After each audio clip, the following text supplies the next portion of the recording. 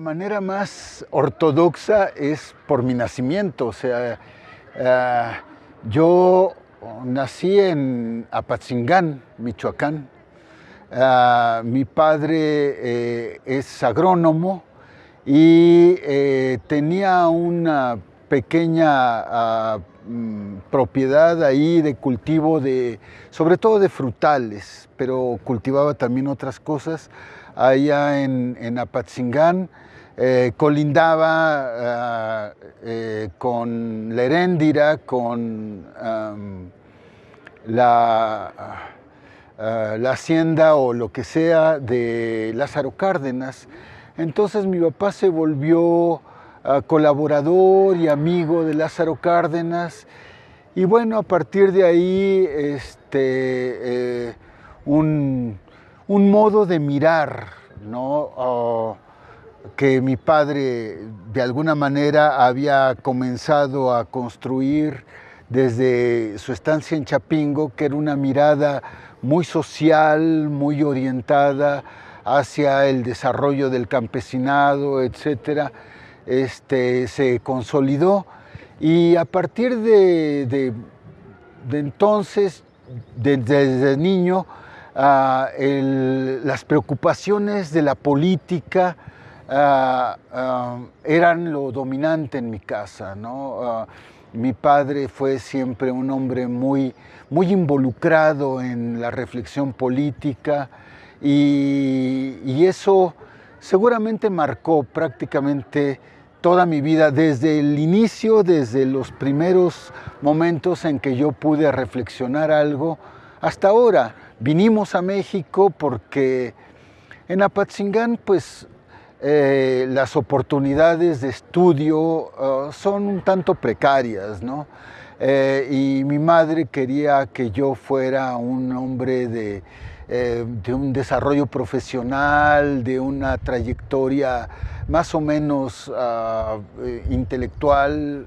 Entonces, pues casi contra la voluntad de mi padre, yo creo, regresamos acá a México, y yo hice unos estudios de primaria, secundaria y preparatoria más o menos consistentes, ¿no? O sea, a pesar de que mi padre tenía una orientación muy marcada de izquierda, muy marcada, yo estudié en una escuela de benedictinos, ¿no?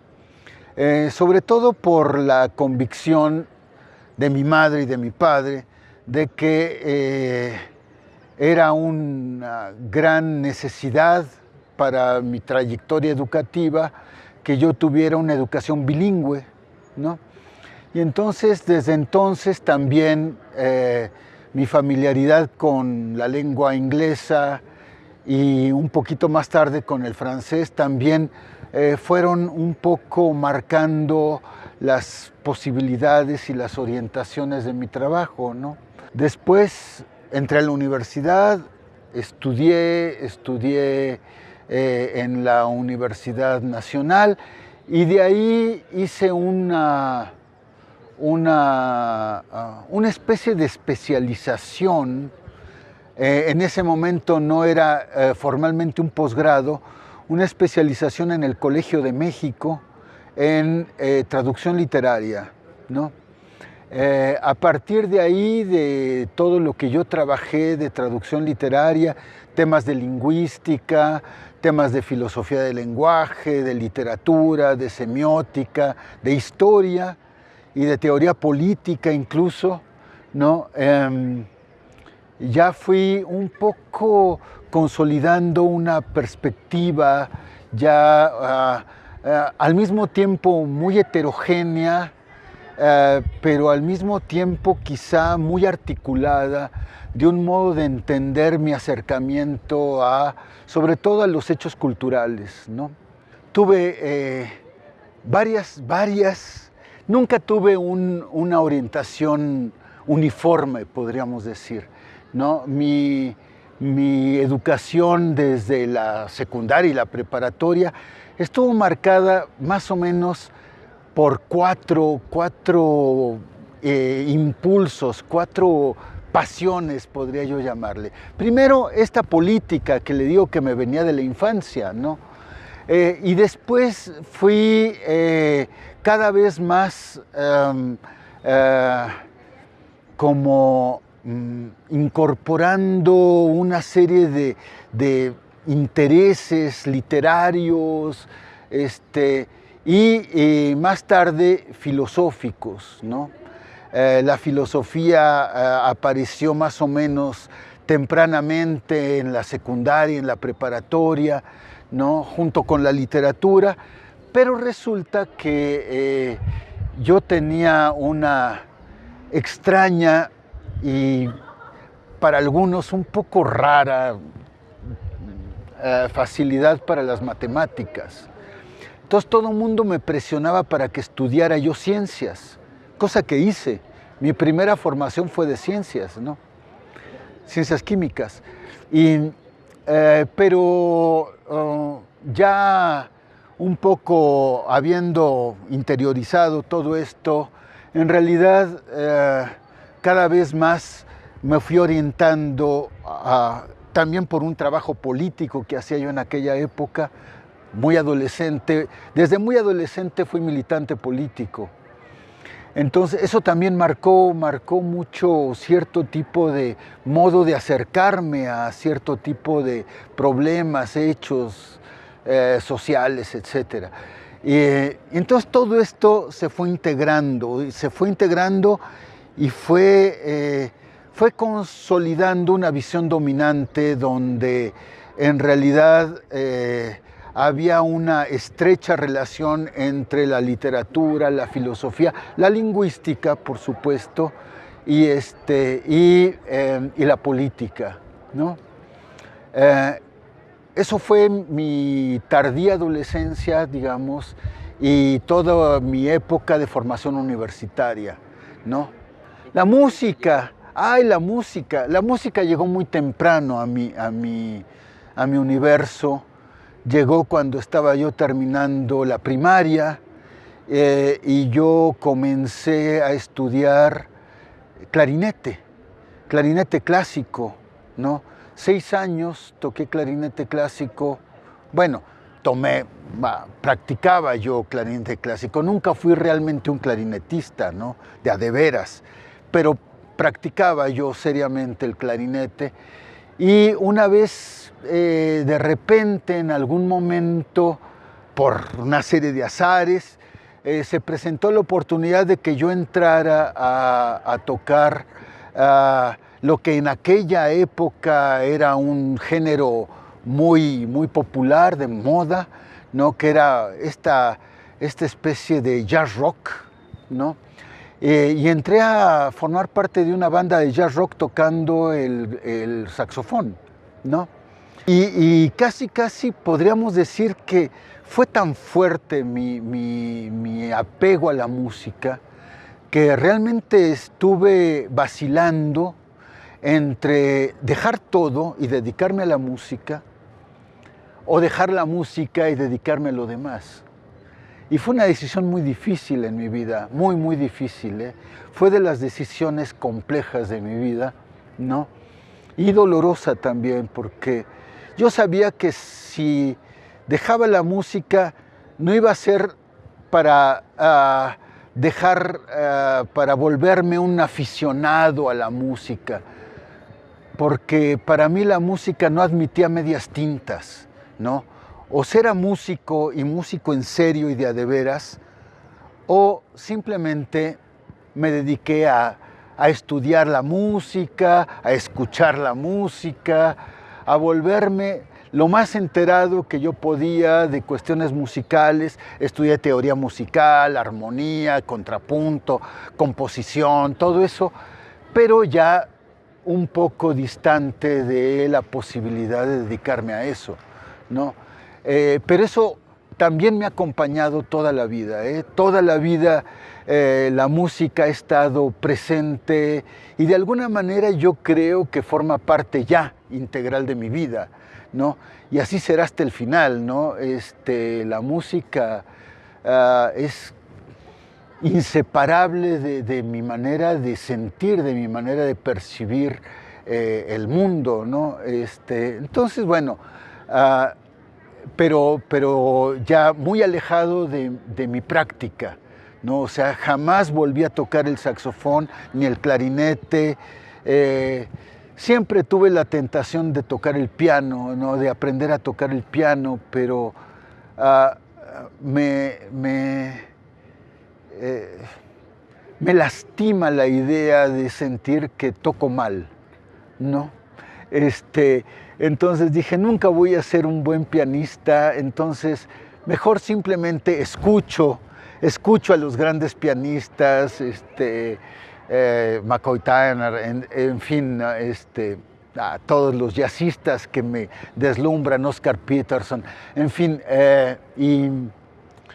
y también el piano clásico, por supuesto, pero los escucho nada más, ¿no? Nada que ver con mi práctica profesional. La poesía muy temprano, muy temprano, fue lo primero que escribí en mi vida, ¿no? Como a los 14 años comencé a escribir. Por supuesto escribía yo cosas atroces como es previsible, ¿no? Pero no sé de dónde, eso sí no sé de dónde salió, porque en mi casa ni mi padre ni mi madre tenían ninguna cercanía con el trabajo poético, nada, ¿no? Y realmente mi primera como incursión seria en un conocimiento más detenido y más a fondo de la cuestión poética fue en primero de secundaria, segundo de secundaria. No recuerdo haber entrado en contacto con la poesía de Rilke, que me sorprendió muchísimo. Y después yo tenía, no sé si sigo teniendo, espero que sí, un muy amigo mío, Óscar Morales, que era hijo de profesores de literatura, ¿no? Y fue él el que de alguna manera en aquel momento, primero de secundaria, me llevó a leer a los poetas, en particular a la generación del 27 española, ¿no? Y más que a nadie, lo que más me impactó fue, sin la menor duda, Un poeta en Nueva York, de García Lorca. Después de leer Un poeta en Nueva York, yo dije, bueno, yo quisiera hacer algo como esto alguna vez en mi vida, ¿no? Tenía yo 14 años, una cosa así. Y a partir de ahí comencé a ampliar un poco mis lecturas cada vez más. Y luego, a partir de también mi familiaridad con el francés, empecé con los poetas franceses, con Eluard, y después mi encuentro absolutamente desconcertante y sorprendido con Saint-John Perse, ¿no? Un amigo mío también. Mis amigos han jugado un papel muy importante en mi vida porque ellos de alguna manera fueron señalándome algunos puntos de referencia fundamentales, ¿no? Yo tenía un amigo también muy agudo y muy inteligente, lector de poesía, Alfonso se llama, espero, y él me empujó a leer a Saint-John Perse. Inclusive en algún momento concebimos la extraña y absolutamente descabellada idea de traducir a Saint-John Perse en ese momento, ¿no? Un libro de Saint-John Perse que se llama Crónicas, y claro, era una especie de desmesura, ¿no? Completa, y más allá de algunas tentativas muy parciales, no avanzó mucho ese proyecto, pero lo que sí fue que todas esas lecturas, toda esa familiaridad con el lenguaje, con el modo de construcción poético, con los distintos acercamientos estéticos, de distinto tipo de visiones de la poesía, también fueron como impregnando sobre todo un modo de comprender el lenguaje, un modo de comprender el modo o las distintas potencialidades de la expresión verbal, ¿no? Yo no pensaba ser maestro, ¿eh? Lo que pasa es que yo entré a un trabajo de investigación en la Subsecretaría de Radiodifusión, ¿no?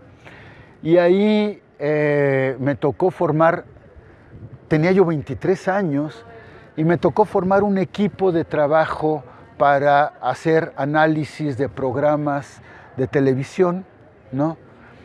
Y como una parte de todo este trabajo de creación de un equipo, ¿no? Yo les empecé a dar un seminario sobre lingüística, semiótica y todo esto a un grupo de muchachitos, de jovencitos, un poquito más jóvenes que yo en ese momento, ¿no? Veinteañeros. Ellos eran estudiantes de aquí, ¿no? Y yo les daba este seminario a estos estudiantes y me dijeron, ¿por qué en lugar de darnos el seminario aquí, en la subsecretaría, no vas y que te den el seminario ahí en la UAM? ¿Por qué no nos das el seminario ya formalmente, ¿no? Y entonces en ese momento dije, bueno, pues no sé, no se me había ocurrido nunca, ¿no? Y lo comenté, estaba yo en aquel entonces en el Colegio de México y lo comenté con uno de mis maestros, con Noé Gitrick. Le dije, mira, me ofrecen esto, que vaya yo a dar seminario de esto, lingüística, semiótica, teoría literaria, etcétera, a la UAM, pero no sé, ¿no? Y me dijo, claro que sí, por supuesto que sí, no seas tonto, ¿no? Claro que sí, ve, haz lo que sea necesario, ¿no? Y entonces vine, hablé con el que era entonces coordinador de aquí, Héctor Schmuckler, de la carrera de comunicación, y me dijo, bueno, perfecto, mete tus papeles y preséntate al concurso, quizá, a lo mejor, ¿no? Y eso hice, presenté mis papeles, gané el concurso. Y a partir de entonces, 24 años tenía, comencé a trabajar aquí y debo decir que desde el primer momento me deslumbró el sistema modular, ¿no? Casi como que respondía a lo que yo siempre había pensado que debía ser la educación, ¿no? Una educación abierta, de trabajo casi personal con el docente, enteramente sostenida por una investigación mucho más orientada a un trabajo casi autodidacta, pero en una relación política además, con la realidad, etcétera. Entonces, para mí fue un deslumbramiento, ¿no? Y me metí, trabajaba, yo venía mañana, tarde y noche, y la UAM empezó a formar parte de mi vida enteramente, ¿no? Yo nunca, es algo que nunca estuvo en mis expectativas, en mi horizonte, ¿no? No soy hombre de títulos en general, ¿no? Ni de prebendas, ni nada de esto, nombramientos, todo esto, ¿no? De repente un compañero, Diego, ¿no? Un compañero me dijo, hemos platicado algunos y creemos que tú tienes todas los merecimientos para profesor distinguido. Y le dije, mira, no sé, eso no me corresponde a mí decirlo, ¿no? El nombramiento de profesor distinguido es un nombramiento de la comunidad de los profesores, ¿no?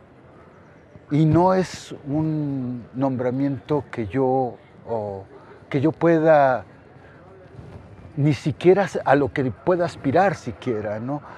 Es decir, si la comunidad de los profesores cree que yo tengo digamos, los logros, los merecimientos para ser profesor distinguido, creo que eso es algo que tienen que decidir los profesores mismos, no yo, ¿no? Y tampoco tengo, ni quiero ejercer, aunque la tuviera, ¿no?, la posibilidad de negarme a eso, ¿no? O sea, porque no es algo que yo decida o que yo promueva, sino es algo que viene de la comunidad universitaria, ¿no?, de mis colegas, de mis compañeros. Y yo, si mis colegas, mis compañeros, mis amigos creen que yo debo ser profesor distinguido, está bien, se los agradezco muchísimo, ¿no? He hecho mi trabajo, he hecho lo que yo creo que tenía que hacer, he trabajado pero como animal, ¿no? He hecho todo el esfuerzo que he podido para desarrollar mi trabajo académico lo mejor que he podido, y eso es todo, ¿no? Si la gente cree que esto me hace merecedor de profesor distinguido, gracias, ¿no? Les agradezco mucho. Eso es la historia.